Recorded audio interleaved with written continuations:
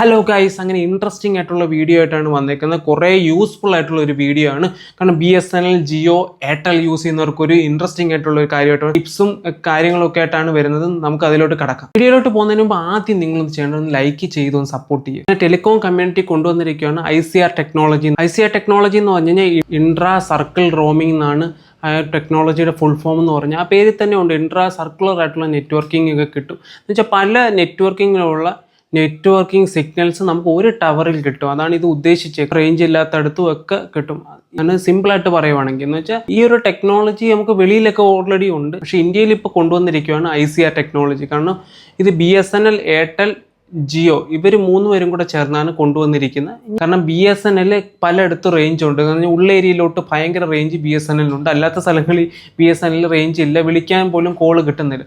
അപ്പം നമുക്ക് ജിയോ, എയർടെലൊക്കെ ഇരിക്കുന്നവരാണെങ്കിൽ പേടിക്കേണ്ട ആവശ്യമില്ല. കാരണം അവർക്ക് ആ BSNLൻ്റെ റേഞ്ചിലോട്ട് സ്വിച്ച് ചെയ്യാനായിട്ട് സാധിക്കും. കാരണം നിങ്ങളൊന്നും ചെയ്യേണ്ട, ഓൾറെഡി ടവർ ചേഞ്ച് ആയിക്കോളും. BSNLൻ്റെ ടവറിൽ ഇനി ജിയോയുടെ റേഞ്ച് കിട്ടും. അപ്പോൾ അതുകൊണ്ട് ആവശ്യമില്ല. അത് നല്ലൊരു ടെക്നോളജിയാണ്.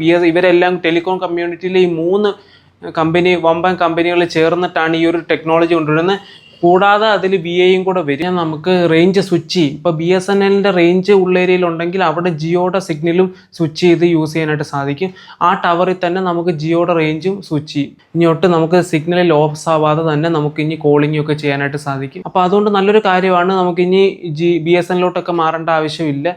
ഓരോരുത്തർക്ക് റേഞ്ച് ഇനി ഉള്ളേരിയ ഉള്ളവർക്കും ജിയോയും എയർടെലും ഒക്കെ യൂസ് ചെയ്യാനായിട്ട് സാധിക്കും.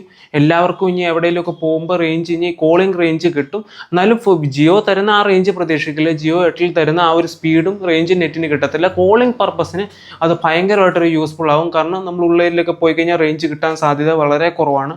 അപ്പോൾ അത് അവിടെ നല്ല രീതിയിൽ അത് യൂസ്ഫുൾ ആയിരിക്കും. പിന്നെ ഇത്രയൊക്കെയുള്ളൂ പറയാൻ. ഇഷ്ടപ്പെട്ടാൽ ലൈക്ക് ചെയ്യുക, ഷെയർ ചെയ്യുക, ഒന്ന് സബ്സ്ക്രൈബ് ചെയ്തു തരുക.